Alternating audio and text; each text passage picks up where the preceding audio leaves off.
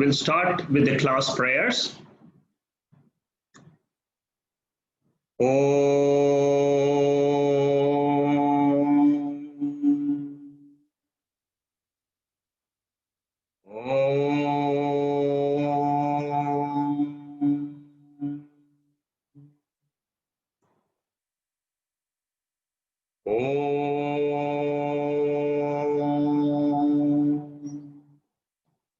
Om Sahana Bhavatu Sahanau Bhunaktu Sahaviryam Karavavahai Tejasvinavaditamastu ma Viddhishavahai.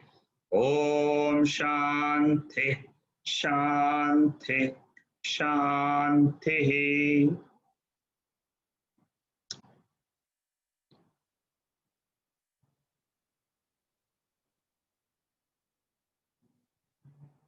So we are in this beautiful text of Saddarshanam, which I consider as the best written works of Ramana Maharishi. He has written another book which we have done earlier called Upadeshasara, but I feel that this text is a direct revelation of our true nature. Who are we in our intrinsic nature? Sat means pure existence, pure consciousness. Now, that is what the Upanishads describe to us as our real nature. This body, this mind is not our real nature, but it is our relative nature. So we have covered 13 verses so far. Last week, I introduced the 14th verse. As usual, before we proceed to the 14th verse, I'll just give you a quick rundown of this 13 verses so that you know exactly where we are currently.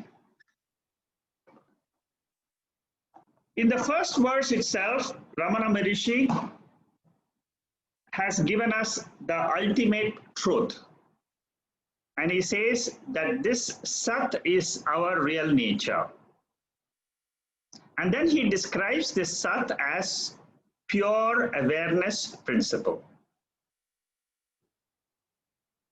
And how does he describe this awareness? He says awareness is without thoughts in our mind. Very important definition of our real nature. Without thoughts in our mind, which is the subtle body which we have. Number two, without objects outside. That means without perceiving the objects outside, without the thoughts inside. That is our real nature. This real nature is called as Atma, is also called as Sat, it is also called as Chit. Sat means pure existence, Chit means pure consciousness, and Atma means, again, we can call it awareness. All these words, they mean the same thing. It's just one entity, which is described in many, many words. So the goal of this study of Saddarshanam text is to discover this Sat principle in us, in this body itself, in this mind itself, in this body-mind complex itself. We should be able to discover the pure awareness. That is the project we have. This project is the same in all the Upanishads. This project is the same in Bhagavad Gita. Same project. Every text in spiritual study is the same project. And if you succeed in one project, that is enough. If by studying one text, be it the Bhagavad Gita, be it Saddarshanam, if you are able to pick up any of these texts and understand the Atma correctly as described in the text, then your spiritual study, we can say, is completed. Because you know the truth, that's all. The moment you say, yes, I have studied and I have known exactly what the text is teaching me, whether it is Keno Upanishad, whether it is Katho Upanishad, whether it is Bhagavad Gita, or these 40 verses of Ramana Maharishi. So I would equate this study of 40 verses to any Upanishadic study because they reveal the same truth. And the beauty of this text, in my opinion, is Ramana Maharishi is teaching us how he has probably realized this truth. Because this seems to have a personal touch of a realized master. There is a certain process which we see in this, which is a unique process, which generally is not found in many other texts. So therefore, I consider that this is how he wants us to see the world, see our real nature, and perhaps this is the way he saw it. Darshanam means vision.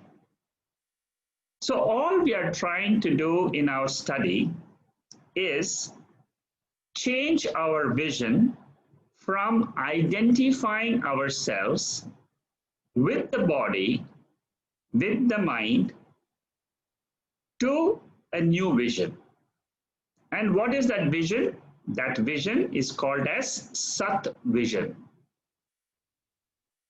That is supposed to be the ultimate truth of me as well as Ishvara and as well as the Jagat. Jagat means the world. So with that introduction to verse number 1, I'll quickly run through the balance 12 verses. Verse number 2 talked about Jnanam, Atma Jnanam, destroying Bheda, destroying mortality of the body and revealing the immortality of Atma. How does this happen? Ramana Maharishi says that if you know the substratum of anything, then you will know all the effects or all the things which are born out of the substratum. Whenever we say substratum, the thing which is born out of it is called as adhyasa. For example, the painting is an effect, but the canvas is the adhishtanam, the substratum. You see a TV screen, and in that screen you see different images. Be it the movie, be it a news item, be it a dance item, anything, or be it a lecture. So what he says is the adhishtanam, without the screen, you cannot have a movie. Without Atma or Brahman, Brahman means the same Atma when looked at it from totality, from the Ishvara angle. So here, this world cannot have any existence without the Adhishtanam, which is called as Atma, that same pure consciousness or Brahman. Verse number 4 starts his way of analyzing himself. So Ramana Maharishi says, I exist. Now we also have to follow the same type of inquiry within ourselves. So when we do this inquiry, we will also reach the same vision which Ramana Maharishi got. So we exist, that means each one of you can say, I exist in two ways. One, with the I notion in the waking state, and without the I notion in the sleep state. This is the first step. Then in verse number 5, he says, Advaita Jnanam and experience have to be understood. You cannot debate about it. It has to be only understood. What is Advaitam and what is experience? Advaitam is my nature, non-dual nature of Atma. Experience is a relative event which happens when I am identified with the gross body or the subtle body or the causal body. This is the way one should distinguish between jnanam and experience. And we should not be debating, but only understanding the nature. Then the next verse, verse number 6, a very beautiful conclusion which Ramana Maharishi derives. He says that the way I perceive the I notion in this body, that is the way I will see the world. I will perceive the world. See, thoughts which we have in our mind, they make up our own personal experience. Thoughts. Thoughts are extremely important to be analyzed. That is the way we can discover our spiritual nature. So the way I see, suppose somebody is a doctor, she will be thinking about medical terms, medical terminologies, medical discoveries, medical experiences, and so on. So her world will be full of the field of medicine. A lawyer, he has an I notion, I am a lawyer. So his world will be different than an engineer or a software engineer. So similarly, a painter, a musician, an artist, a writer, a teacher, you have so many varieties of professions. Each one's profession brings his or her own vision of the world. So the I notion decides what we perceive and how we perceive and what is our vision of the world. 7, 8, and 9, they explain to us that this world which we perceive is a world of plurality, Dvaitam. Perception is always with koshas. For people who have done the Tattva Bodha, you will know we all have 5 koshas, the 5 dresses. Whenever we are putting on the dresses, these 5 dresses, The world which we will experience is a world of plurality, which is called as Dvaita. Whenever we remove these five dresses, which we do daily in our sleep, that vision which we have is called as the reality. This is the knowledge we get in the waking stage. In the waking state, we get this knowledge that in our deep sleep state, we are with our original nature. But normally, our deep sleep state, without this Shastric knowledge, is only a tamasic experience, which is an experience of blankness or a state of ignorance. Hence, he concludes in verse 8 that the world is nothing else but the mind. And then in verse number 9, he says, the mind is nothing else but the I notion.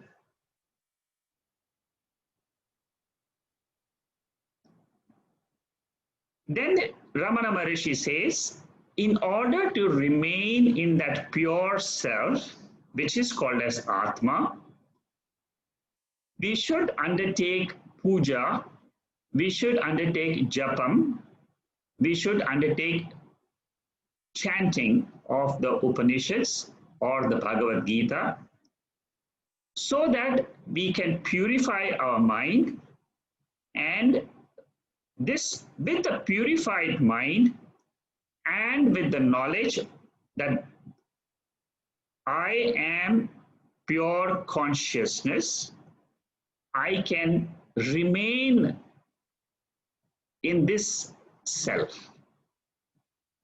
So in the verse number 10, he tells us the importance of the sadhanas. The sadhana can also be tirtha yatra, that means going to pilgrimage places. The sadhana can be dhyanam, simple meditation. It can be nididhyasanam, where you try to remove the wrong notions. These are all the ways by which we sharpen our mind. We get a focused mind, one-pointed mind. With that one-pointed mind, that becomes a tool, an instrument for us to get a glimpse of our real nature. Verse number 11, what he says is, the Triputi, that means the knower, the known, and the knowing process which happens in the waking state, and the Dvaitam which we experience. Dvaitam means duality. I am the experiencer and I experience the world. This duality, he says, it is because of the ignorance of Atma. This point is generally the beginner student will find it difficult, but this is the truth which is revealed by the Upanishads. As you learn the Vedas more and more, this particular point will become clear. Verse number 12, Ramana Maharishi is asked the question, who has the ignorance and who has got the knowledge? Both these are only thoughts. And then he says, it is the I notion, the ahamkara in this body which has got this ignorance or it has got the knowledge.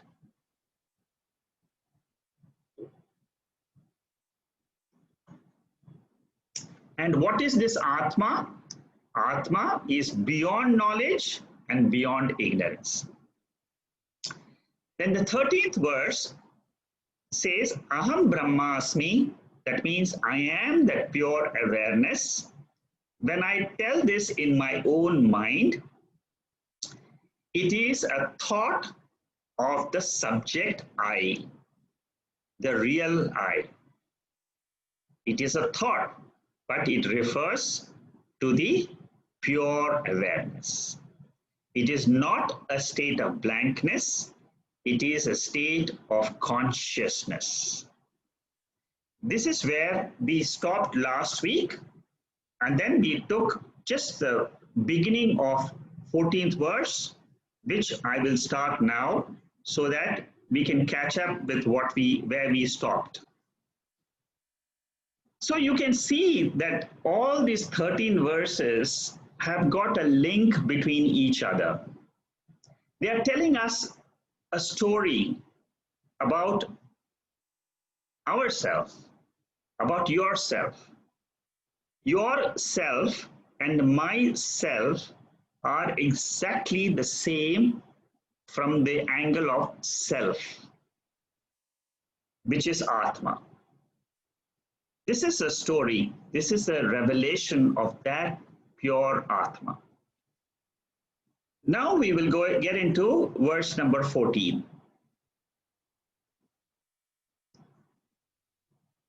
This is where we had stopped, but I will just run through this verse so that we can catch up on just what we had learned in the first two slides. Here in the 14th verse is an important verse where Ramana Maharishi goes deeper into the I notion. The whole topic of Ramana Maharishi's Saddarshanam is a study of the human mind. It's a study of psychology, very, very deep science.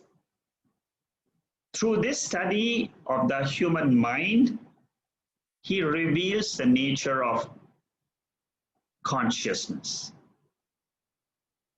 In this verse, what does he say? He says, sleep is not knowledge. That's the first thing which he says. What is sleep then? It is an experience of a thought. And what is the thought? It is a thought, I don't know anything. This is a thought. In order to note or to realize that it is a thought, the mind has to be purified. Suppose, and purified means what?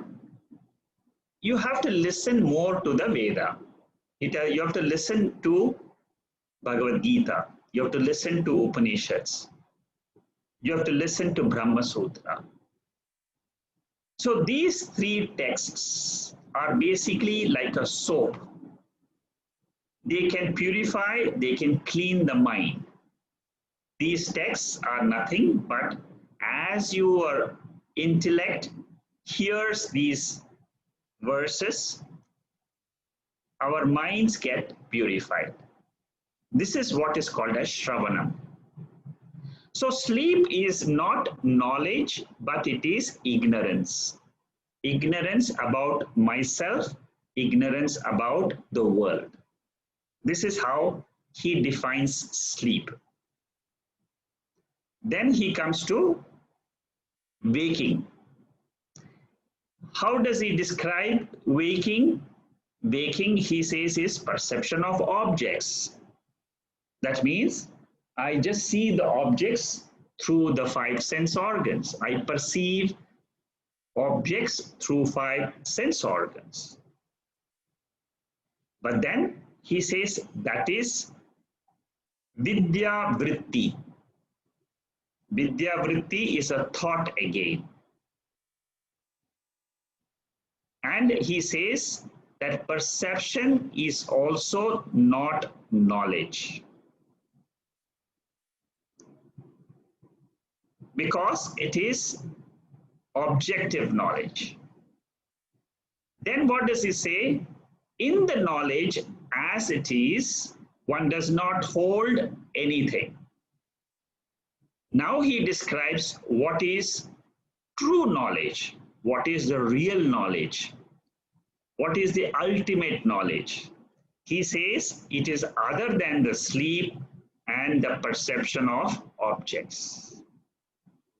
It is awareness alone and not blankness. So we have to go step by step in understanding this verse. That is why these notes are extremely important. And if you're a serious student, you should go back and read the notes again and again. The more you learn, the more you hear these talks again and again, the knowledge of the ultimate truth will dawn on you. These are all revelations of our real nature. It's absolutely step-by-step process. Through the words, Ramana Maharishi conveys what is Atma. Yoga Sutra has one sutra which describes the sleep state as a state of semi-consciousness where dreams come and go. This is what the yoga philosophy describes the sleep state. It is a state where the dreams come and go. That's all. How do we see this from Vedanta angle? How do we describe dream and how do you describe waking? From the Mandukya Upanishad, we understand that the waking is exactly like a dream.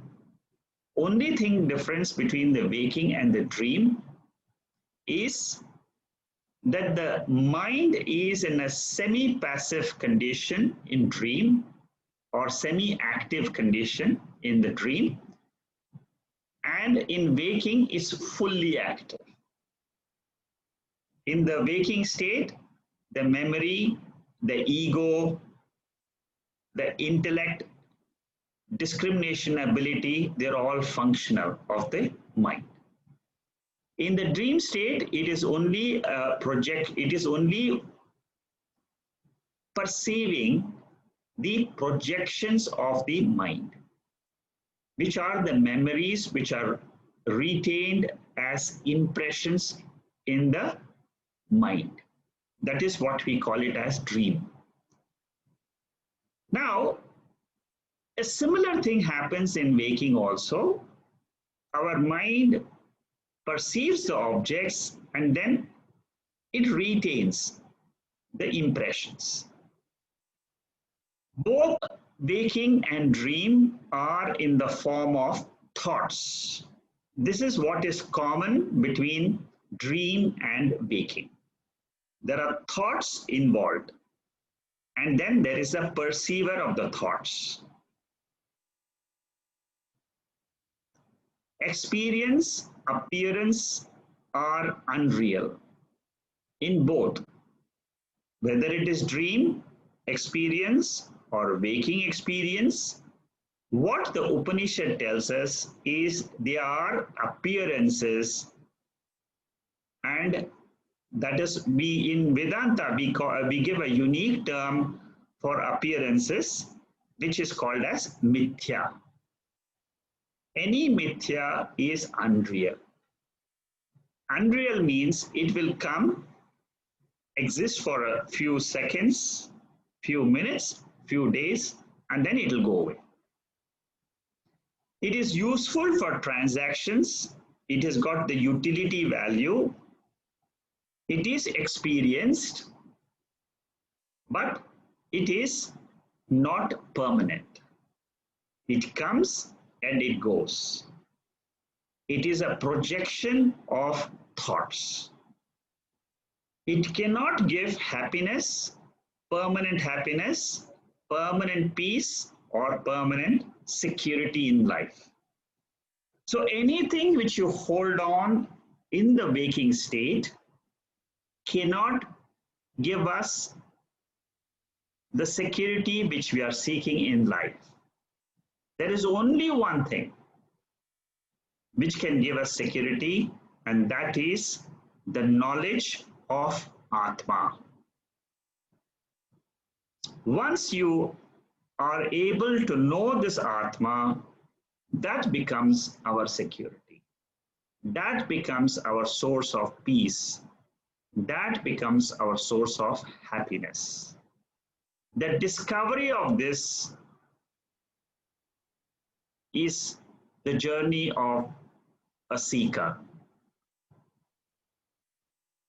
Instead of seeking happiness, security, and peace from the world of objects, or from Ishvara in the second stage, we try to locate that Ishvara in our own hearts. When we discover this Ishvara, this Lord God principle in our own intellect, that is called as moksha. That is called as self-realization. That is called as dukkha nivritti. It is called as freedom from sorrow. All these mean the same thing. So this knower I, consciousness, remains unknown in the three states which we experience. That means the Atma is hidden. It is hidden because we are extroverted in our experiences in the waking state or the dream state or the sleep state. We are extroverted. We look at the blankness in sleep state and we think that that is what is our self. We look at the dream state of projections, we think that is our real self. We look at the external world and say that whatever I experience is real. But we do not go inward and say that the substratum for all the three, the Sakshi, the experiencer of all the three states, that is my real nature. This is how we grow in spirituality.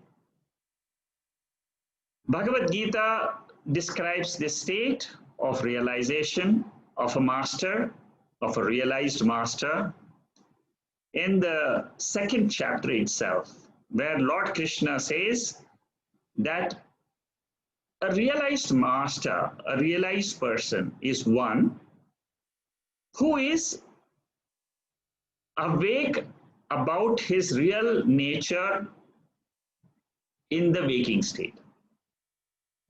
He is awake to his real nature while being in the sleep state. He's awake to his real nature. So so what it states is, whenever you are aware about your real nature as pure consciousness, that is the goal. That is what we should try to learn, to abide in. In the sleep state, normally it is a state of ignorance. The wise man is awake to his intrinsic real nature because he knows, through the study of the Veda, he knows that I am the pure awareness which is revealing the sleep state. What happens in the waking state? In the waking state, it is like a sleep state for a wise man.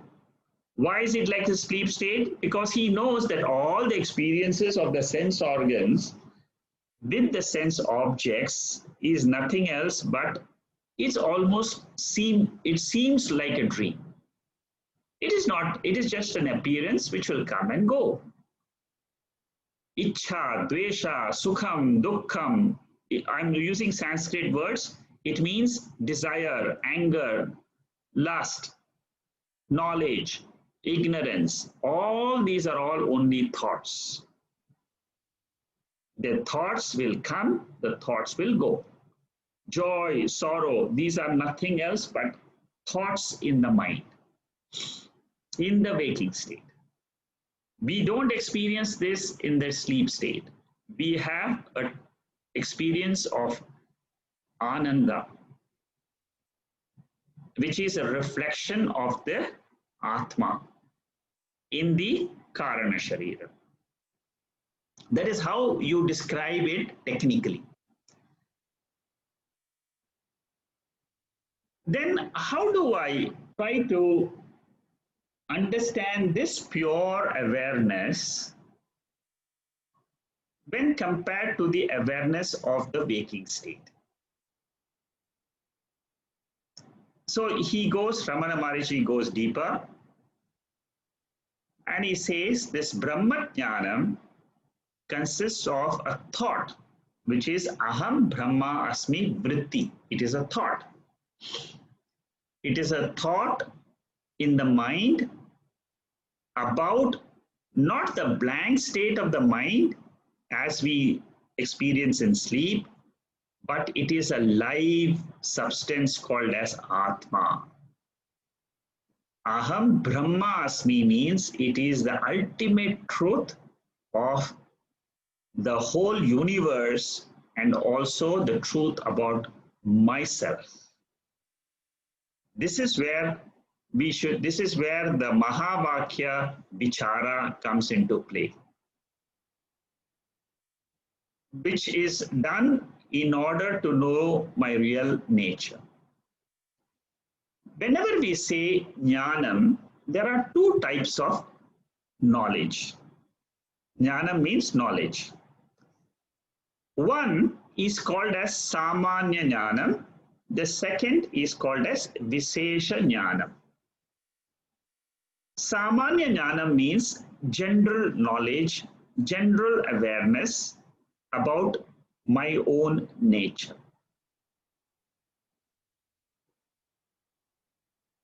The knowledge about consciousness, the knowledge about awareness is called as Samanya Jnanam. It exists. There is something called as consciousness. It is there, and that knowledge about that consciousness is called as Samanya Jnanam. And it is unparticularized consciousness. It is unparticularized consciousness means what? It is the state in which we find ourselves as pure awareness in the sleep state. Pure awareness, without any objects, without any place, without any time.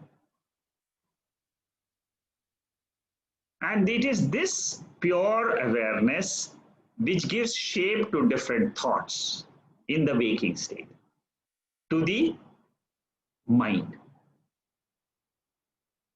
So without a thought, the mind is said to be in a pure awareness, consciousness state. That is called as the subject, which is the real I. This is what we are trying to search. Who am I? So that is the Jnanam, is a knowledge of the consciousness. What is the Visesha Jnanam? Visesha Jnanam means it is a vritti is involved. Mind is involved. The knowing process is involved. The objects are involved. And the subject, which is the ahamkara, I notion, is involved. So whenever we have this triputi of the I notion, the instrument called the mind, the instrument called the sense objects. When they are involved, it is called as vritti jnanam. That means knowledge through the thoughts. That is called as Vishesha Jnanam. It comes in the waking state. That means whatever I perceive in the waking state, the five sense objects, they enter the mind through the five sense organs, and they give the knowledge about the world. This plurality of thoughts gives rise to plurality of the world. That means I hear the sound of an aeroplane, I am seeing something, they're all interconnected, and they give me a vision of an illusion of plurality. Whereas the state of consciousness is the ultimate truth. That is what Vedanta says, that is what Saddarshanam means. Consciousness with the thought is objective knowledge. Consciousness minus the object or the thought, objective knowledge minus the thought is consciousness. We need to think a little bit deeper about these two processes which goes on continuously in us. Continuously this happens. When I close my eyes, I can say that there is a general awareness about myself. That is called as Samanya Jnana. When I open the eyes, I see the objects, I listen to the objects, I listen to the sound. This is called as Vishesha Jnana. This is in simple terms what is Samanya Jnana and what is Vishesha Jnana. So without thoughts, it is called as pure consciousness, or it is called as subjective knowledge. This is what in Dakshinamurti Stotram, there's a very, very famous line, Nidhaye sarva vidyana bishaje bhava roginam gurave sarva lokanam Dakshinamurtiye namaha. What does this mean? It says that this knowledge, this Dakshinamurti, the Lord Dakshinamurti, he is the doctor who prescribes medicine for the disease of bondage. We all are attached to the world through our body and through our mind, we are attached to the world. So Dakshinamurti is the doctor who prescribes the medicine to release us from this bondage of the world, bondage of the body, bondage of the mind. To that Dakshinamurti, I prostrate.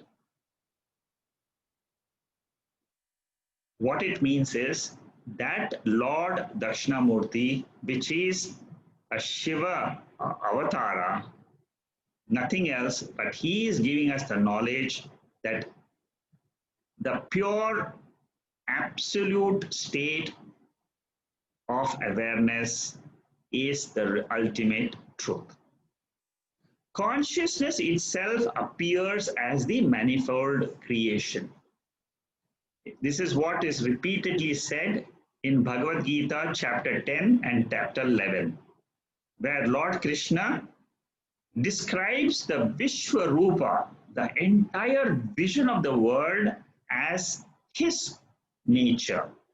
He says, when you look at when you open up your eyes and see the world, what you're seeing is nothing else but the Lord. The whole universe is, the whole cosmos is his vision.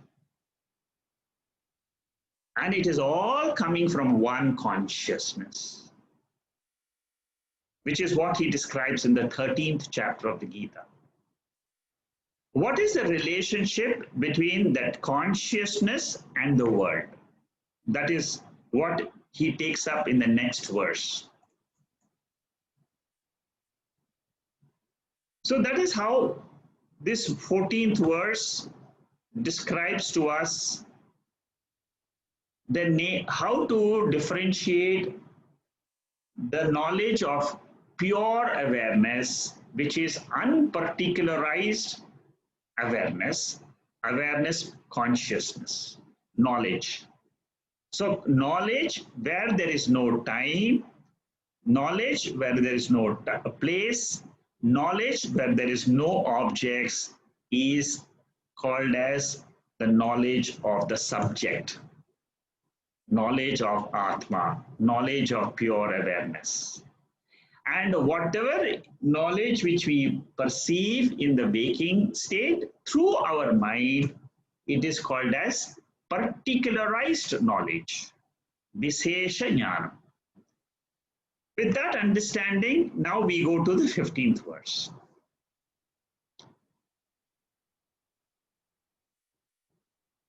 What does this say? The consciousness that is the self is called as the truth. Here again, he goes in the same line of thought as the 14th verse. The pure consciousness, the knowledge of that is the ultimate truth. Like knowing the gold, which is the cause of all the ornaments, knowing the water, which is the cause of all the waves, knowing the wood, which is the cause of all the furniture. So similarly, knowing consciousness, we know the entire world of objects, the knowledge of objects. The knowledge which is of various forms is neither different nor can it exist without consciousness. This is an extremely subtle point which you must try to realize. What does it mean? That means without the I notion, I can never have the knowledge of the world. Suppose I myself am not aware of the body or the mind, I can never experience the knowledge of objects. That is point number one. Point number two is that this I notion is born out of consciousness.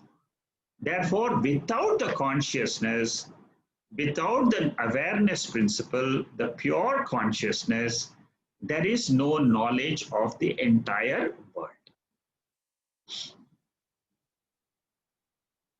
For example, you cannot have the knowledge of ornaments without the knowledge of, if you remove the knowledge of gold, then there is no knowledge of the ornaments.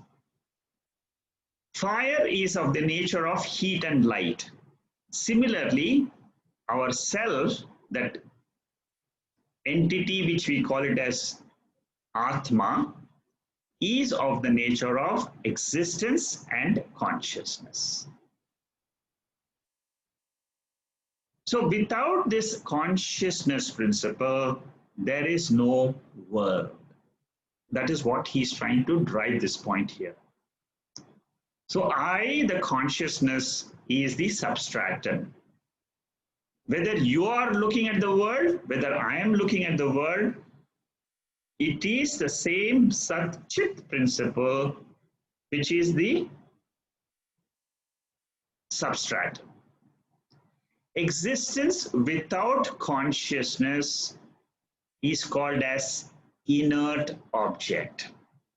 That means a chair exists. It is not conscious. A table exists. It is not conscious. A car exists, but it is not conscious. So there is existence and consciousness together in all human beings. there is pure existence without consciousness in objects of the world, including my body. Suppose you remove the consciousness from this body, it is a body which is existing, but it is not consciousness. So the body becomes inert. What is that consciousness? How does it come into this body? It is through the instrument called the mind. The mind is the instrument which gets a reflection of the consciousness in the waking state. And then it gives the energy to all the sense organs to experience the world. And in the sleep state, what happens? This mind has withdrawn from the sense objects. And then it is in a passive condition. In a passive condition, what happens? That pure consciousness is revealing the thought of the Karana Sharira, the causal body. That thought is of ignorance. That thought is called as a tamasic thought, which is what we experience as blankness, ignorance, mula vidya. These are all names. So one goal, before that, if existence is different from consciousness, it will become non-existent. So existent and consciousness, there are two words which you use, but the entity is only one, which is Atma. So Atma, if you want to know in simple terms, if you want to describe to somebody, you can just use only two words, which are called as existence and consciousness.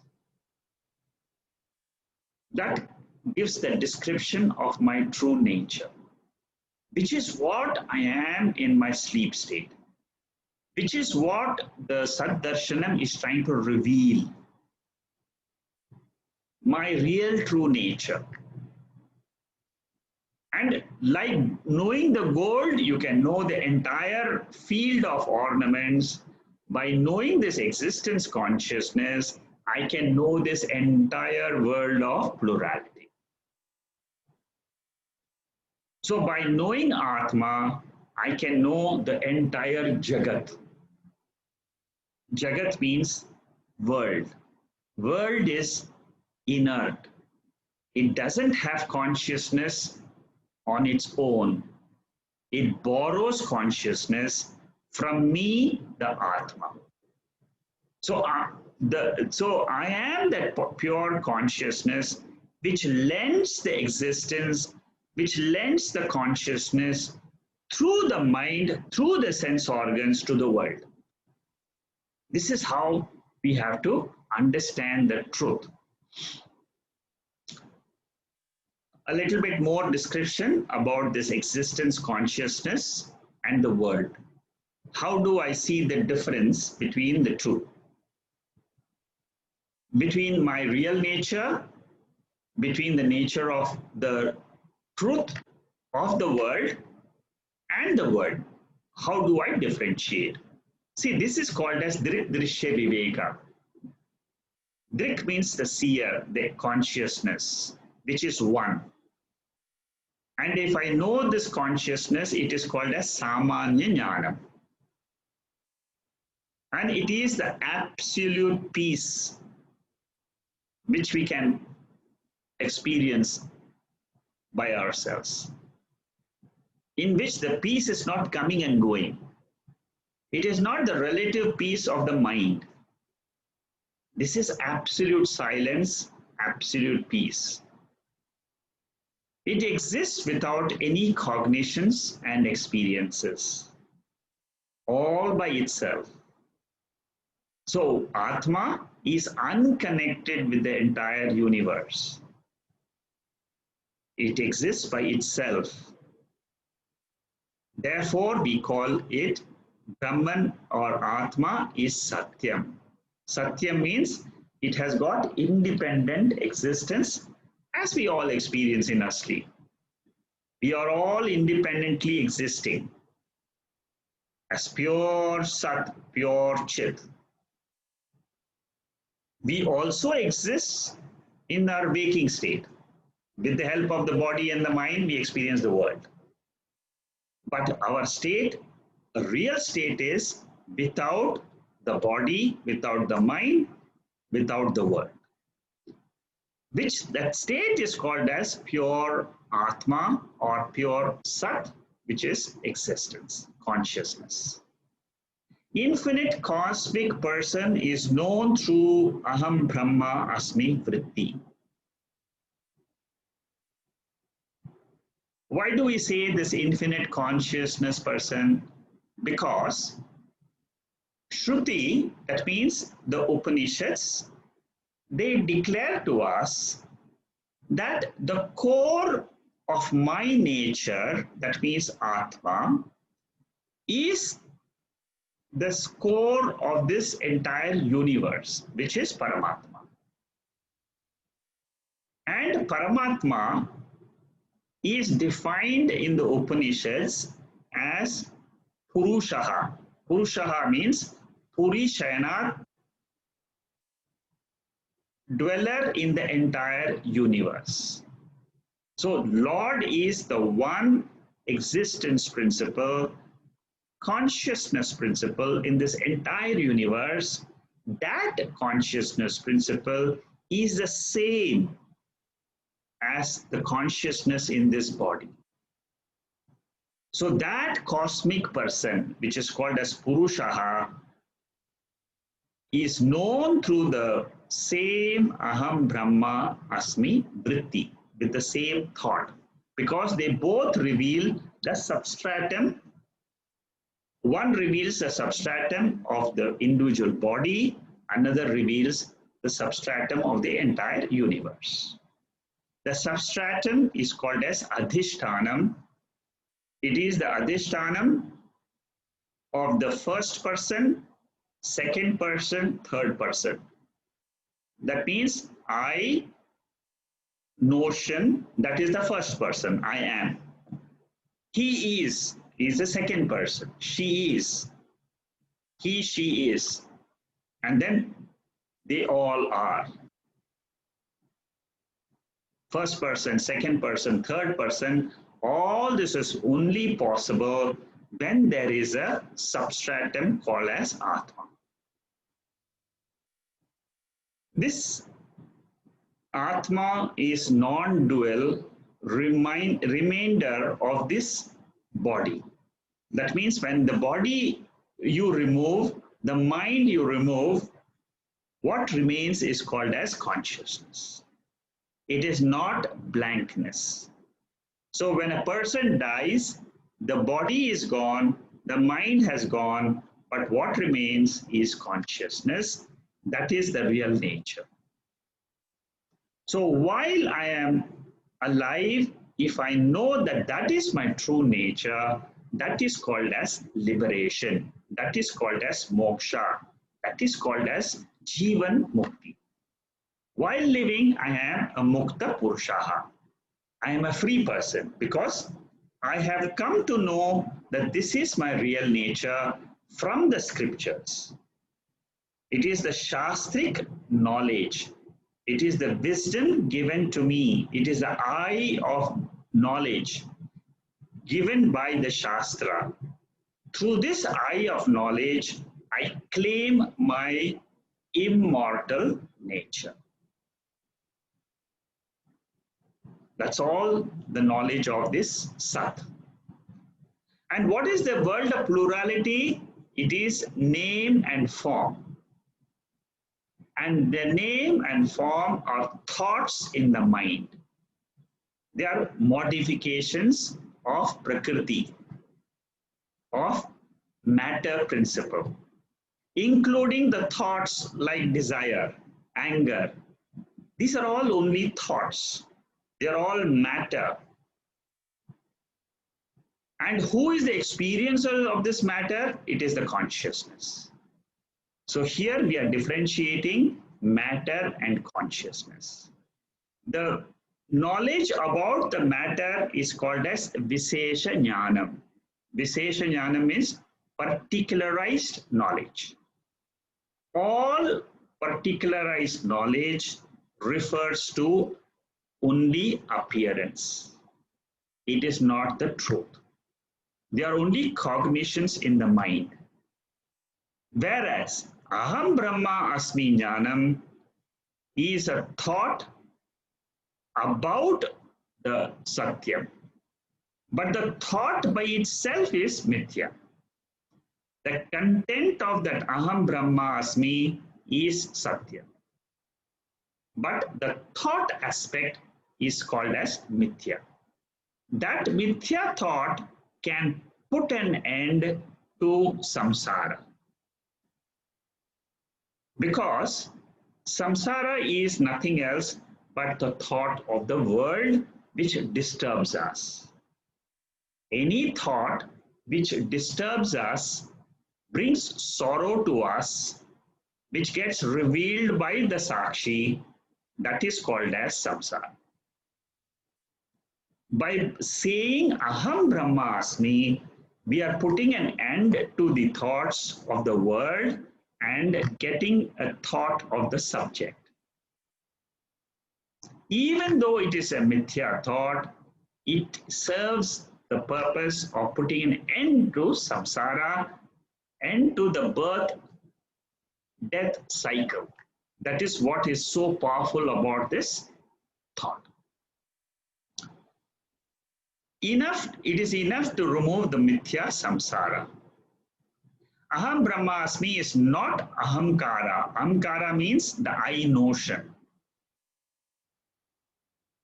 With the big I, that means with the thought of Atma, the small ahankara, the I notion, gets dropped.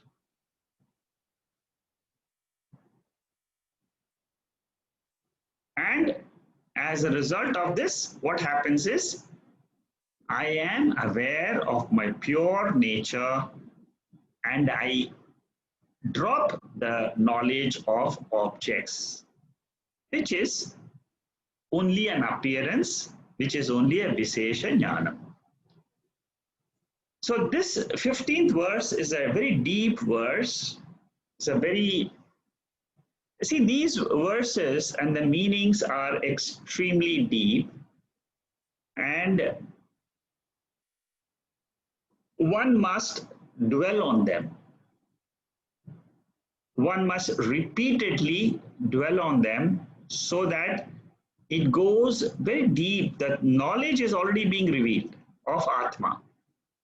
Now, how much impact it will have in each of our minds, we cannot say, because it all depends on the total knowledge which I have had till today. So the more we keep on repeatedly hearing this, what will happen is this knowledge will become firm. It will become clear. The clarity will grow as we listen more and more. For example, if you keep on listening to Bhagavad Gita, maybe listen 10 times to the Gita, 20 times to the Gita.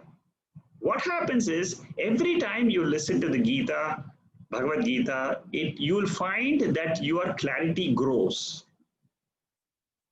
So every time you read this Saddarshanam, maybe you read it once a year, once in 3 months, 6 months, you will find the next time when you read it, you have learned something new. Something will dawn on you. And it will go, your understanding will become deeper. This is what I have experienced during the last so many years. I have done so many different types of texts. Every time I read a text, for example, Bhagavad Gita, I must have gone through it maybe 15 times, 20 times, But every time when I look at, when I listen to the Gita or I read the Gita, I'm able to connect so many different points from one chapter to another chapter, and this helps one to understand the truth better. It is all the time revealing only Atma. Saddarshanam is revealing only the Sat pure existence principle. But going through these verses repeatedly, dwelling on these thoughts again and again, makes it easier for us to appreciate the depth of the verses. Okay, the next verse. What he says, Ramana Maharishi, in this verse is that the thoughts of this, that are based on this I thought. See, again and again, Ramana Maharishi comes back to this I thought. You see, if you go through the whole Saddarshanam, he tries to reveal this entire nature of Atma through this one thought in our mind, I am. The moment this I notion comes, this is what is called as a mithya. That is what he is going to say in the 22nd verse, which he has already described, that the thought I notion is a thought of only the perception. But the real I is a thought of knowledge, about the pure knowledge of who I am. So from the knowledge of the origin of this I thought, when this I notion perishes, and when there is no thought of this or that or I, that he says is the state of oneself. That means, in simple terms, whenever this thought and that thought which depend on the I thought, suppose there is no I thought in the mind, then there will be no this thought or that thought, which means this I thought is sleeping. In the sleep state, I thought is not there. When the I thought is not there in me, there is no this or that or I or he or she. There is no thought at all. There is no thought of the world of objects and beings. That is what he is trying to convey. And that state, without the I notion and without the world of thoughts, is called as the natural state of oneself. Because Atma is self-evident. Why do we say it is the natural state? We say it is the natural state because Atma reveals its true nature by itself, because there is no other thought required to reveal Atma, to reveal the Sat. There is no thought required. It is self-evident. And that will shine and it will emerge. That is what Ramana Maharishi is saying in this 16th verse. Like I said, each verse is deeper and deeper. And you should remember, like I said at the beginning, it is only trying to reveal who I am. If you go through this step-by-step process of revelation, in each verse, he is getting closer and closer and trying to give us a glimpse. Every verse you will find, he will try to reveal the truth of Atma, which is without the mind. When the mind itself is not there, the body is gone. When the body is gone, the mind is gone, what remains is Sat, the pure state of consciousness existence. So what does existence of others mean to me? That is the question he is asking in this verse. from I comes you. This is what I was trying to explain to you earlier. From I comes the I, from the I thought in the mind. You will come, this will come, he will come, she will come, it will come, that will come. All these are all thoughts related to objects or beings in the world. So what he says is, you try to inquire into the I thought. Where is this I thought coming from? So suppose you sit in meditation and just ask, who am I? Where is this I thought coming from? What he says is, a thought, all of the thoughts of the world will disappear. Because all of them, they depend on the I. And now I am trying to ask the question, what is the root from where this I thought is coming? And he says, when you do this type of inquiry, you will get the revelation of Sat. You will get the vision of Sat, that pure existence principle, which is what is the famous method, who am I, which Ramana Maharshi became very, very, very famous for.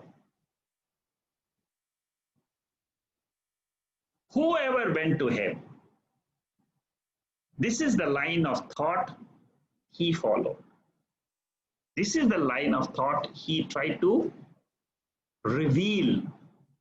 Anybody going to Ramana Maharshi with a lot of pain, with a lot of anxiety in the mind, disturbance in the mind, he will ask the question, who is having this experience of the mind? Then you will say it is the I notion. Then he will say, what is the root? What is this I notion? Can you check? When the inquiry is done by the seeker in front of him, the truth gets revealed. The person, the seeker, does a prostration to Ramana Maharshi and he leaves. That is the process we are learning in this 16th verse. So how is this inquiry done? Now this inquiry is generally called as Mahavakya Vichara. Mahavakya Vichara means the knowledge of the I revealed through Mahavakyas like Tattvamasi, Aham Brahmasmi. These are all sentences in the Upanishads which reveal Atma. And when they try to reveal this Atma, there are two meanings to I. One is called as the direct meaning of I, which is Aham Pada. Aham means I, Pada means the meaning, Artha. The meaning of I is, there are two meanings. One is called as Vachyartha. Vachyartha means direct meaning. The second meaning is called as Lakshyartha. The direct meaning of Aham, I, is this Ahamkara, the I notion, the ego, the doer, the enjoyer, the perceiver, PFT, perceiver, feeler, thinker, all this is called as Vachyartha, which is a direct meaning of I notion. But behind this I, there is a Sakshi.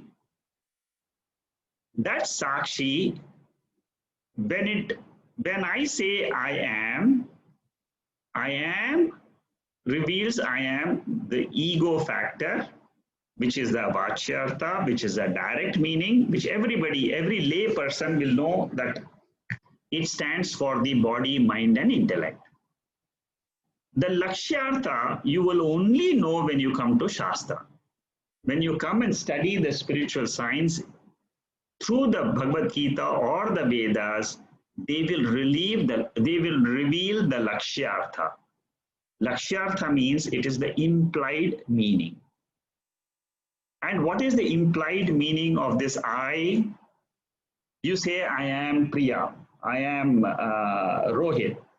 So this Rohit is only a Vachyartha. It is a direct meaning of the shape of the body, it gives the gender, and so on.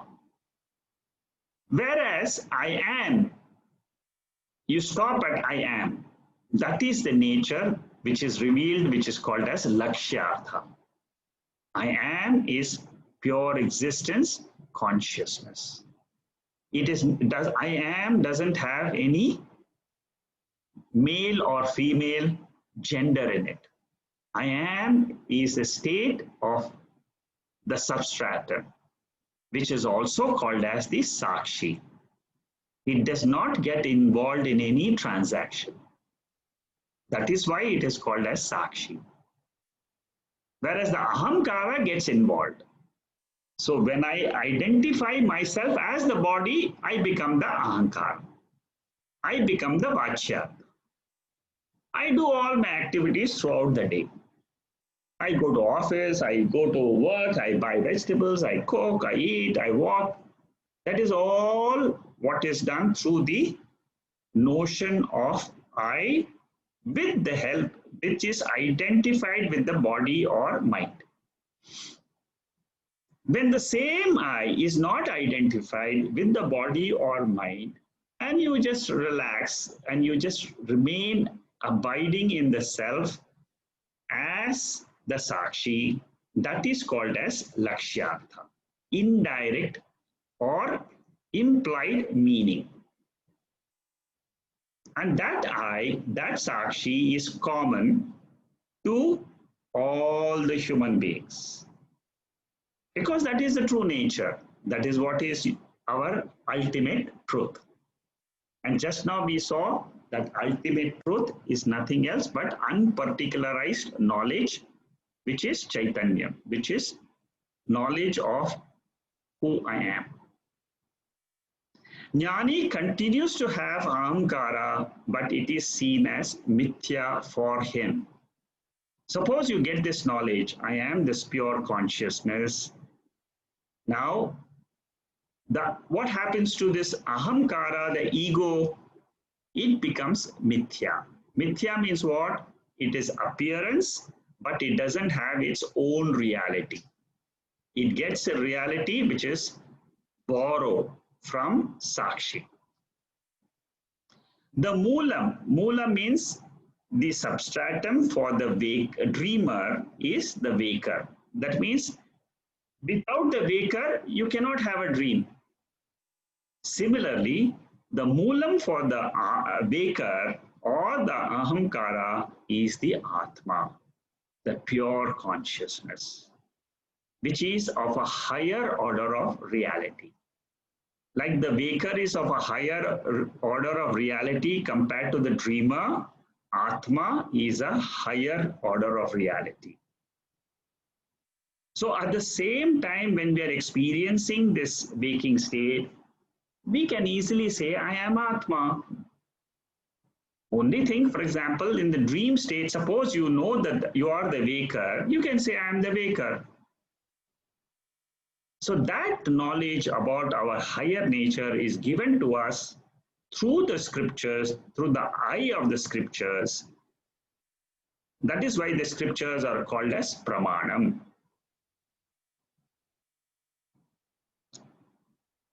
After the knowledge of this Atma, I will continue to see the world of plurality.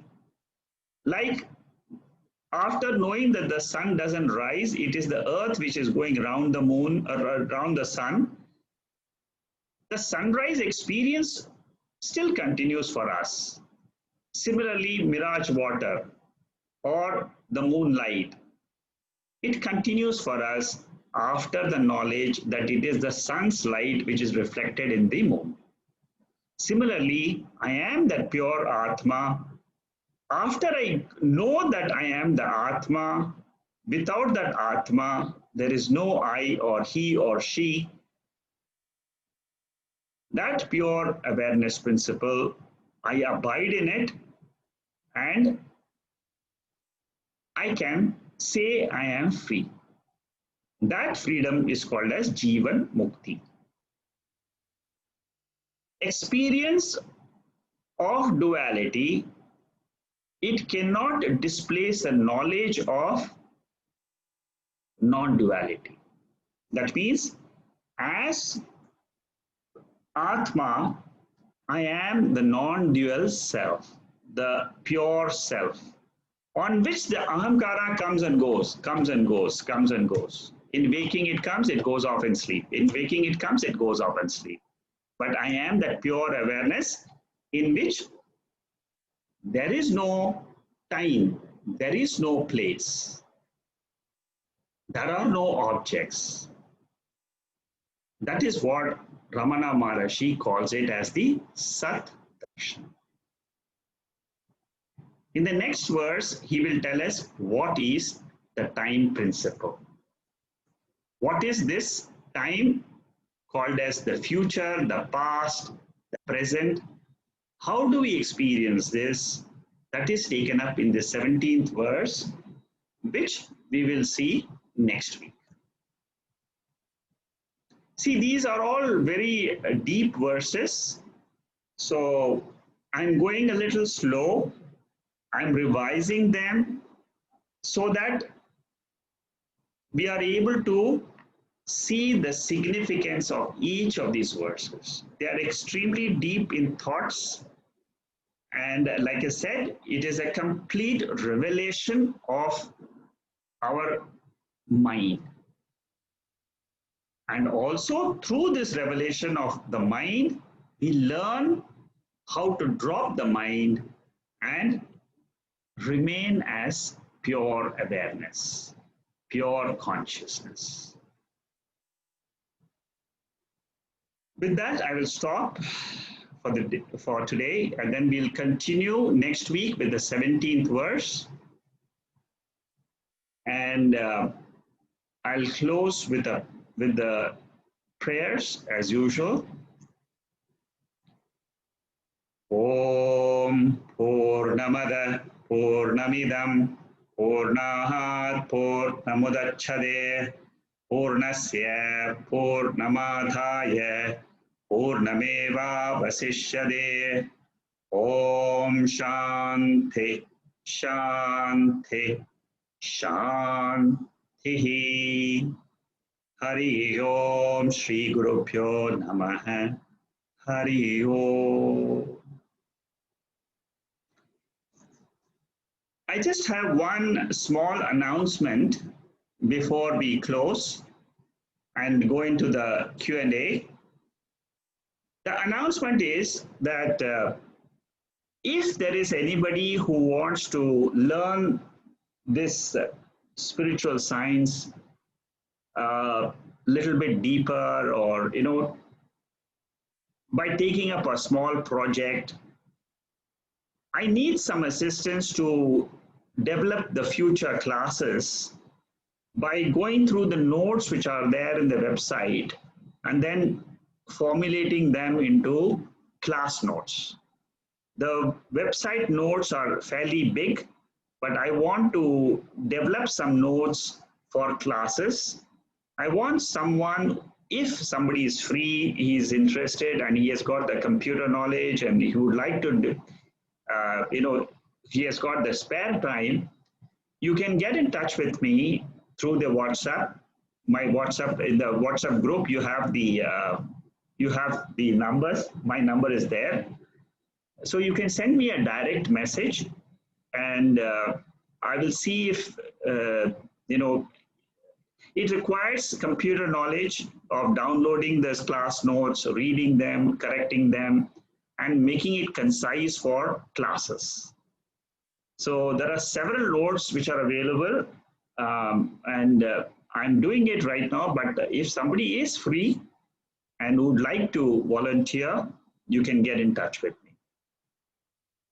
Okay, let's go to the Q&A today. We have two messages in the chat group.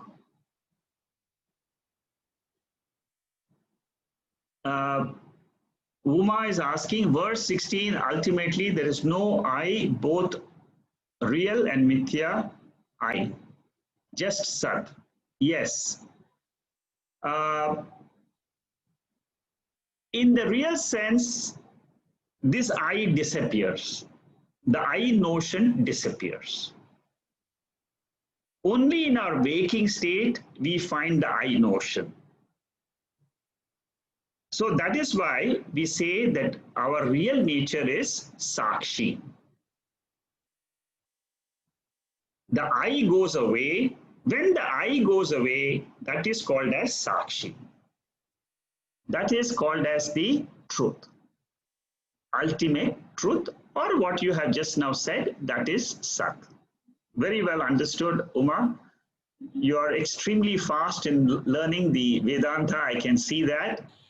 Through all your comments and questions, I can see that you have very, very sharp mind. Keep learning like this. Very good. Is there any other question which anybody else would like to ask now? Shama is raising. Vijay is also raising the question. Shanmugam, can you please open up the unmute everybody so they can ask? Yes, Shama, yeah, tell me. Yes, it's interesting that you have actually asked about, your notes. So what I wanted to find out is the current notes, the PDF which you have sent it to us of saying 44 verses. That is a different format.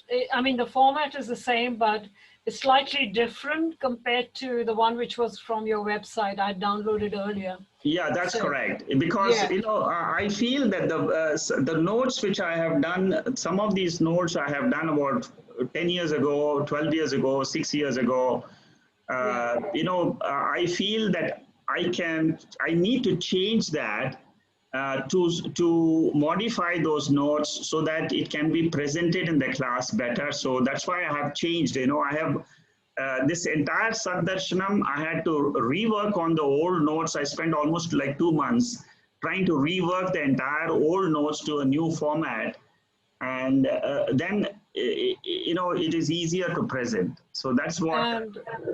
And I was wondering, when you're asking about this help with the assistance with the editing, etc., would you actually be looking for the way the verse appears to the listener or to the audience? For instance, I wanted to give you an example of on page 69. Yeah. From today's class, the page 69 of your text. Yeah. The Vachartha and the Lakshartha. Yeah. So it's just the way it appears. If I'm listening to you, I can understand it. Yes. But the way it reads, it doesn't read right. No, that's correct. That's correct. You're right. You see, yeah. Ultimately, so this is what and what should be nice is that regardless of whether I'm listening to you or not listening, if I'm revising the notes, I should be able to understand it exactly the way you said it. Yes.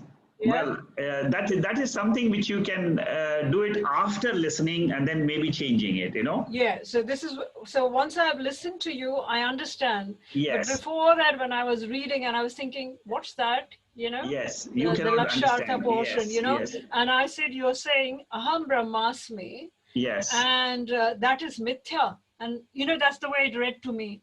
And That's I said, correct. what? And I said, what? That's not true. That's not mithya, So that's small little things. So that's just really a point which I wanted to understand, that when you're thinking about assistance, you are thinking in those terms as to how does it read to the listener, because you obviously understand, you know what you're saying. Yeah, that's correct. See, that's a difficult part. You see, I understand. If I do it properly, I'll do it correctly. Yeah. Whereas somebody else reading the notes may not do it 100% the way I would do it. I'll be quite interested to do that. Then just from today's question, I just wanted to understand. So what we are saying here is real knowledge is the knowledge of the pure I, that what is beyond this and that, he and she and it and whatever else. So Yes. that between me and I and the rest of the world, which is the way how we always see the world when we get up in the morning, Yes. Jagrata state. In sleep, yes, you have told us that minus the mind, we are in that state. But the Exactly. moment we get up, I can see the world is that and I am this. Yes. Yeah? So the ultimate state of that I is when I actually, even in my waking state, there is no difference. Yes, that's correct. Because, Yes, yes, you you're are right. you are abiding in that constant truth. Yeah, you're aware all the time in the waking also that that is my true name. Chaitanyam, in that Yes, Chaitanyam, Chaitanam, and you are actually operating from that center. path. That is your Yeah, core center. yeah. What I wanted to ask is, and I want to know whether you have some quick tips on it.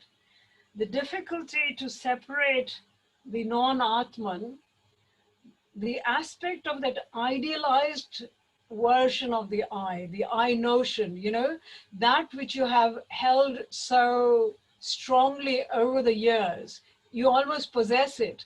And that is very difficult to actually say that is also not me. For example, all the ideals about love, about goodness, about virtue and vice, when we are saying this notion of I, the pure I, do we mean you do not see any good and bad? You do not see any, this is a question which I'm asking. Yeah, that's right. It's a good question. Yes, you're right. When you are with your core personality, Yeah. then you are that pure consciousness. You do not see the I, he, she, it. And what about good and evil? Would I No see good, good and no evil? evil, because you realize ultimately this good and bad, they are all only relative and they come only when the body identification is there. Without the body identification, I am in my true self, in my true nature. The good, bad, the dharma, adharma, the time, and the past and the future. All this is with reference to the body. Only when I identify I notion with the body, this all the other thoughts come, including the thoughts of desire, including the lust, including attachment to the world, attachment to my daughter, attachment to my son. All this is only with reference to the I notion, with reference to the body. Oh, what is interesting is how the mind starts to play tricks again, even in the Yes. good thoughts, even in Yes, the good thoughts. that's So correct. when I'm connecting with the rest of the entire world, Yes. suddenly the mind there, my mind is telling how I must rush in to try and like help the world and do so Yes. much good. Can you Correct. see the madness of it? Yes, that is all you should say. You when you come to the 13th chapter of the Bhagavad Gita, you Yeah. will understand this particular point which you have raised today very, Yes. very clearly. Where in that chapter, Lord clearly says all this is nothing but Kshetram. That is, it's a field of experience. That what is in my mind. Yes. The entire field of thoughts is nothing else but it is Kshetram. It is a field. Whereas the Kshetraknyaha, that means the experiencer, is the consciousness, and it is in a higher realm of reality, and the Kshetram, the experienced world, is of a lower nature. It is mithya, whereas the observer, sakshi, experiencer, all this is satya. And so the moment we are experiencing any kind of a little desire, good desire, to It say, is I want to do this, that's it still a is, desire. That's still a yes, desire. it is Okay. experienced world. It is mithya. Immediately you say it is drishyam. It Okay. it Okay. is Great. Get it. Thank you. Thank you. Okay. Thank you so much. Thank you. Yeah, Vijay, you had a question you've been raising for a long time. Yeah. Sorry. No. Thank you. Hope I'm audible, Shekharji. Yeah, go ahead. Yeah, Hari Om. Vijay. Hari Om. I have three questions. I think one is related to what Shamaji was asking. Yeah. When we were doing verse 15, we wrote that I think it's basically we were explaining about the aham vritti and the idam vritti. Yes. And he said that when aham perishes, when the ego perishes, the world also perishes. Correct. That's correct. Right? Yeah, and then we also said, actually, that's what I've written in my notes. The I comes, along with I comes you, it, she, me. That means it is me as a woman, probably who's named as Vijaya, adorns multiple roles and relationships with the world in the form of maybe a spouse, mother, daughter, sister, blah, blah. And then because of Vijaya existence, I have possessions of mind. Then I have thoughts of mind. Then I have whatever objects of mind. So the I and mind comes with the idam vritti. And then with the aham vritti, when aham dies, idam dies. I agree to that. But there is, when you go very deeper into when you said that the world doesn't exist if there is no pure consciousness, I agree. But the mind is the only instrument giving this sentience to that body. And the body is nothing but again the Jagat. And we also know that the Jagat also has the Bhagavan. Jagat is also the Paramatma, the Vyavaharika Satya, right? Yes. How do I kind of, absorb this, dissolve this confusion here? Okay. There are two things. One is when you say I dies, you should replace it with I, the Sakshi, stop identifying with the Ahamkara. Don't say I dies. So you change the framework.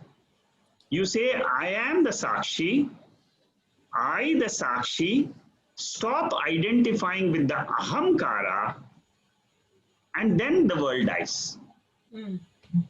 Always keep the Sakshi, I always at the background.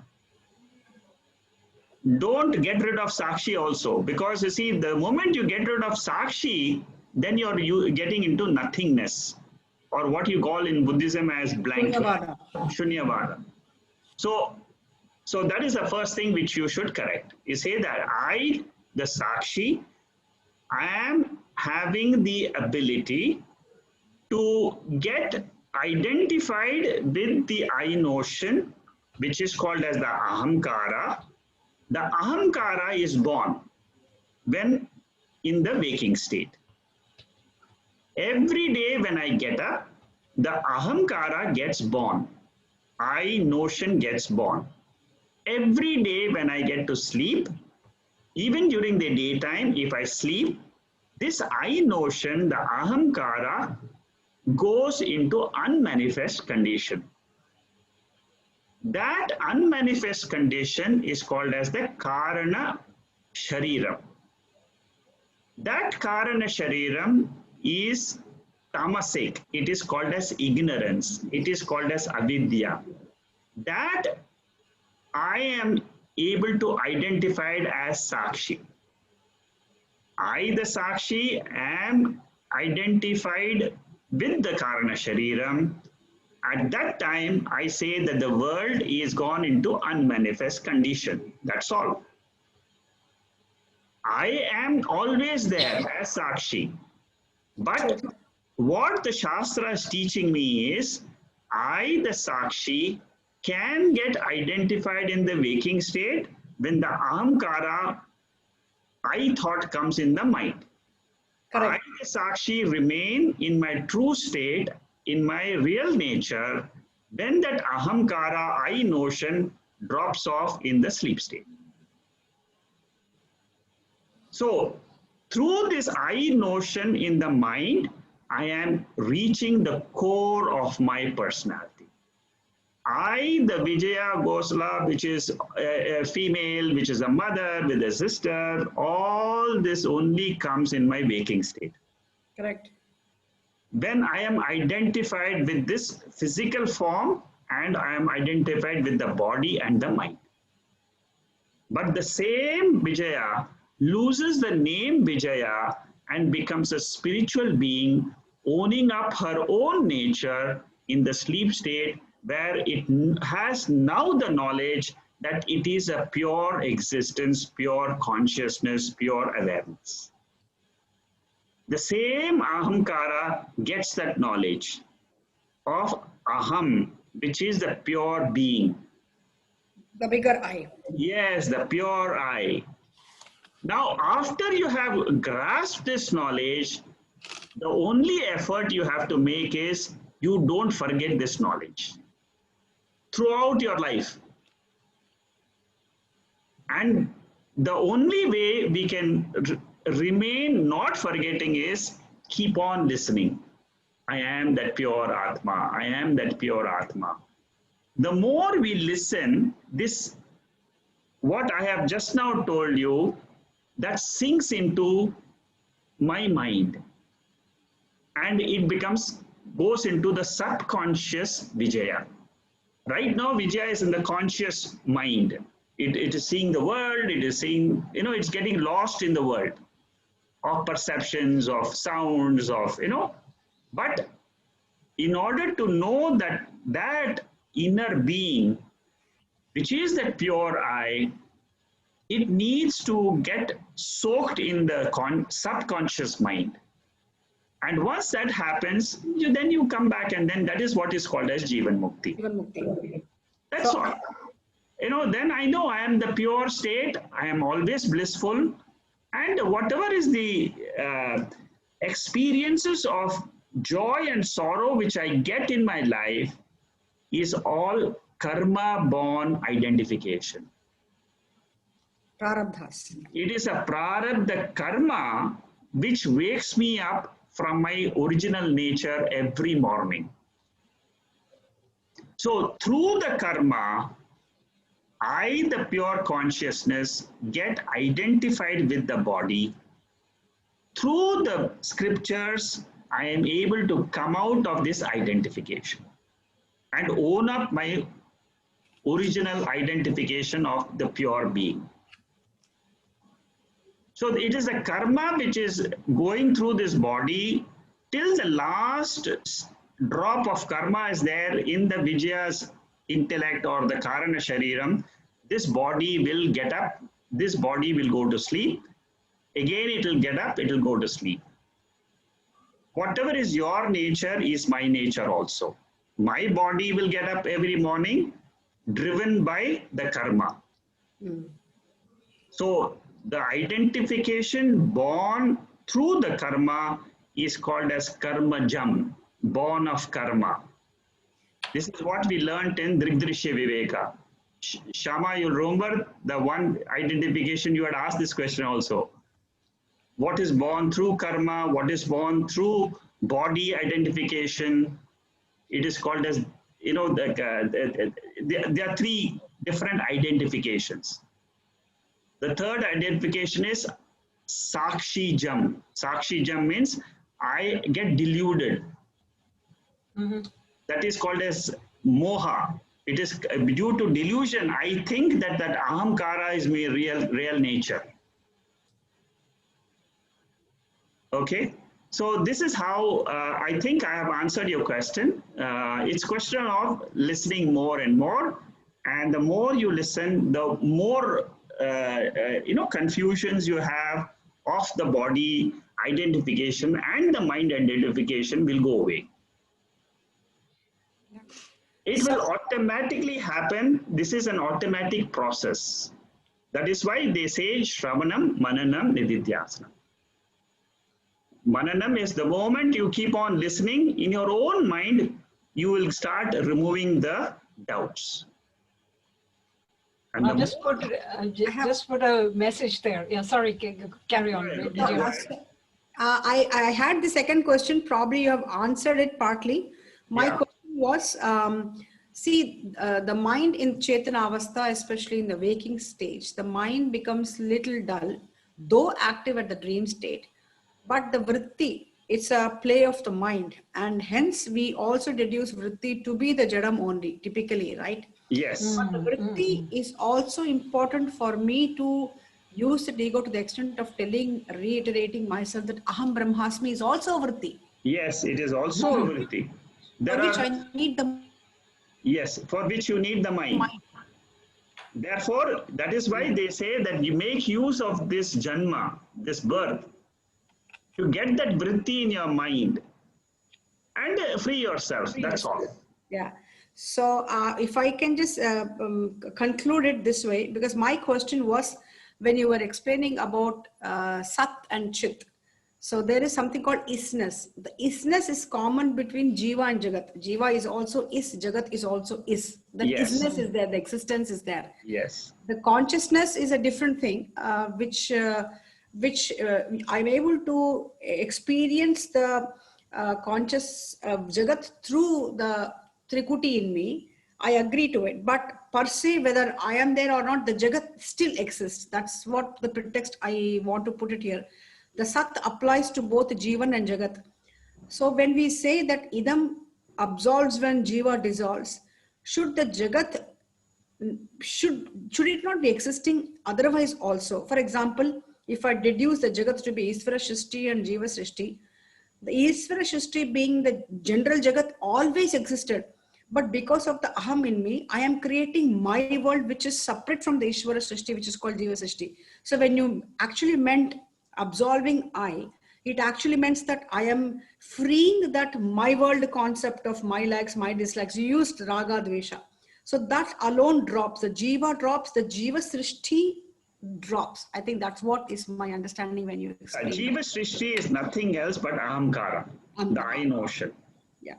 You see, the I notion is the one which is the entire Jiva Srishti. That means I am the doctor, I am the lawyer, I am the housewife, I am a sister. That is all Jiva Srishti.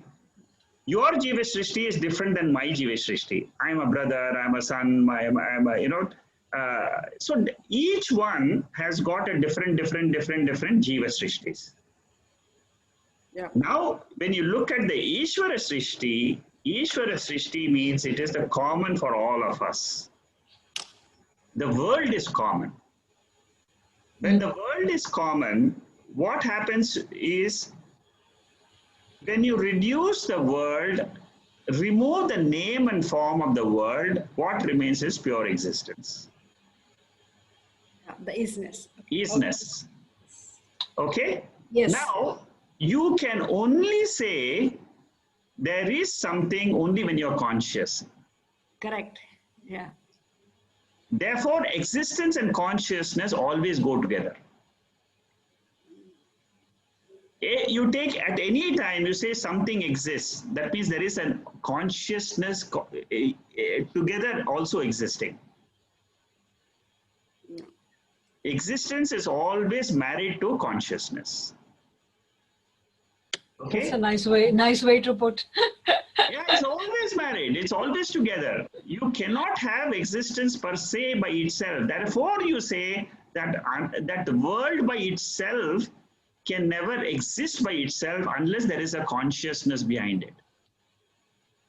The Chetana Tattvam is extremely important to prove that there is something existing. Yes. It's interesting to formulate thoughts. I'll just put it on a message just because I was enjoying it so much. So I've just put it on the message. One can watch one's own drama. So the fun part of all of this is one can watch one's own drama of our own life on the cinema screen, set aside, enjoy the show, even while I do my own role and play. So I can see myself within that whole drama which is happening around. That's the fun part of it. When you become aware that I am that consciousness, I am the Sakshi, at that time you have dropped your identification with the body and mind. Yeah. And Then you are just almost like God. You're just indifferent to whatever is happening. Mr. Shekhar, this is Jacqueline. Yeah, Jacqueline. That is the most profound that we are getting it when we see our own drama, whether it's happiness, whether it's happiness, it's suffering. The best part is even it's suffering, you have to enjoy it and go and go. Yes, just say that it is a passing phase of the mind's experiences, the body's experiences, but it is not me, the Atma, the consciousness. Yes, that's important at that moment. And suddenly, if you are at that present, it move away, and then you say, "Okay, that's it." Yeah. No, honestly, yes. I love the way, Jacqueline, you're enjoying the drama. No, we have to because we are inside there. I'm Yes. learning, okay? I'm learning, okay? I'm learning. Yeah. I shouldn't say Wonderful. I learned. I already there. I have to enjoy. Yeah, that's all. Fantastic. Yeah. It is in consciousness that the life is going on. In consciousness, the whole drama is going on. It is not that my body has got consciousness, therefore the drama is going on. It's a big consciousness. It is the consciousness in which that is the vision of a jnani. That's the vision of a wise person. I am there, therefore the world is. Therefore, joy and sorrow is coming and going in this particular body and mind. When I'm identified with the joy and sorrow, it means I have forgotten my nature of consciousness. The moment I withdraw myself from this body and mind, I am with my nature. I can realize the passing appearance of the joy and sorrow. Mm-hmm. That is why, you see, this knowledge is important to get when we are having our physical senses good. Our eyes can see, ears can hear. So it's better to get this knowledge as early as possible, so that if for some reason I am not able to see, I'm not able to hear, I am not able to function, my legs are not able to move, at that time this knowledge will help. Yeah. And this knowledge will help us to face all types of situations and problems in life. Any crisis situations, immediately this knowledge will come to you. It will rescue you. You will not be completely down and depressed. This knowledge will rescue you. That is the beauty of this Atma Jnanam. That is where you can say, I can depend on this Atma. I need not depend on any relationships. That Atma is there in me. I am that. And nothing happens to this Atma. It's untouched by the sorrows of the mind. Exactly like the space. In the 13th chapter of the Gita, the Lord says, in the last verse, he says, I am like the space. I am like the light, which is unaffected by anything which it illumines. The light principle, nothing happens to the sunlight. Whatever the sunlight illumines, all is illumined, but the illumined cannot affect the illuminator. The consciousness cannot, the illumined body and mind cannot affect the illuminator consciousness. So, this knowledge is what makes me free, gives me the freedom to live life full and say I am fulfilled person in this life because I have this Atma Jnanam. Right. Okay. Durlabham Trayamba, yes, that is the third verse of the Vivek Chudamani, which explains the beauty of this human birth, because it's only in the human birth which we can get this knowledge and we can know our true nature. And it is the job of the scriptures. Always remember one thing, the knowledge which you get is from the scriptures. The scriptures are teaching me Atma Jnanam. That is the eye through which that knowledge, when I get it into my intellect, that is called as wisdom, the eye of wisdom. Mm-hmm. That is called as the Divya Chakshu, which Arjuna got from Lord Krishna in the 10th and the 11th chapters. He got that wisdom. So once you have this Atma vision or the Sat Darshanam, that is called as the wisdom eye. Mm. Through this wisdom eye, you can face the world. So what you are saying, Vijay, is a very, very beautiful verse of the Vivek Chodamani. You're able to relate things so fast. I really admire you for this. Okay. Wonderful. Wonderful. We had a long session. I think maybe I should have long question answer sessions next week onwards, because there seems to be a lot of interest in getting clarifications, and I'll try and stop around 7:50, and then so that we can, or even 7:45, I don't mind, so that we can have our clarifications, because it's important to get the clarifications and confusions removed, so that, you see, this doubt clarifications removal is a very important step. Okay.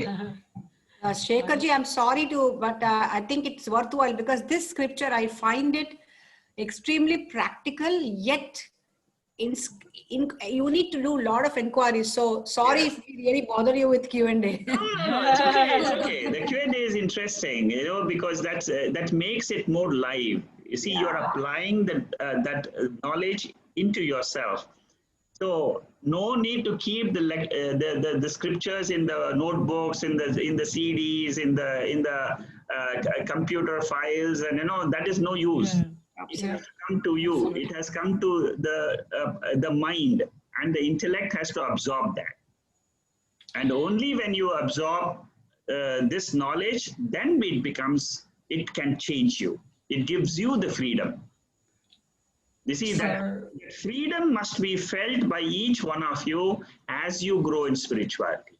You must feel that, yes, I have learned about this Atma, and I can understand better my mind. I can understand what the scriptures are trying to teach me.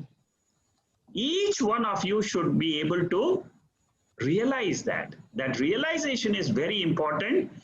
Otherwise, it is just hearing one day something, and then forgetting next week, and then that's the end of it. Because that way you can go on reading something, listening something is like any academic science, of the objective world.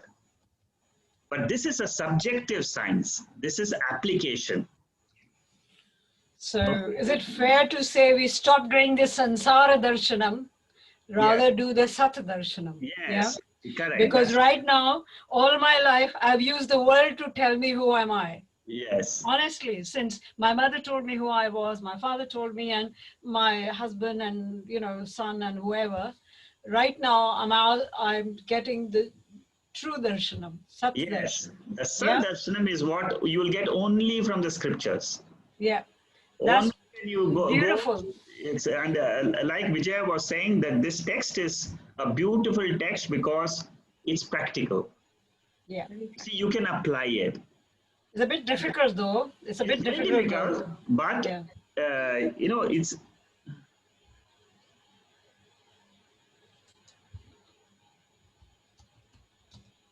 Hello, can you hear me? Yeah. I don't know. Okay. So what I was saying is that this is a practical. It's a practical teaching. So I think this Q&A will help in future. Okay, so I will stop from next week at 7:45, my time in Singapore, so that I give 15 minutes easily for Q&A. I almost missed your class today because in UK we have changed our time. Oh, so I almost missed, yes. So if anybody else is in UK, they must, maybe you might want to send a message to say, UK people, please wake up early. But UK timing as well as India timing, Oh, India remains the same, doesn't it? It remains the same. Yeah, that's correct. Yeah. It's a strange UK thing, we change. Yeah. Yeah. Anyway. Akshay, you made a remark here about the truth, which we forget. Yeah. Yes, what we forget is where we have to get reminded. Yeah. Wonderful. Okay. Thank you and good night. Shubha Ratri. Thank you. Hari Om. Hari Om. Hari Om. Hari Om. Thank you. Thank you. Thank you, Shakaji. Thank you very much. Thank you. Any other questions? Rohit? No. Yeah. Do you have any question? No, Shakaji. It's clear. So far, it's been Was it quite okay for you today? Yeah. Was the session okay? Were you able to listen? Yes, Shakaji. It was good. Thank you. Okay. It was very, very deep session Yes. today. Extremely deep. Yeah. I missed some notes, so I'll be watching the video again. So. Yeah. If you have any questions, call me. Sure. Thank you very Anytime much. you just send a message and then we can have a chat. Oh, okay. Thank you. I appreciate that very much. Yeah. Anytime you can just send a message and we can have a chat. Thank you very much, Shakaji. Okay. Thank you. Good night. Good night. Thank you.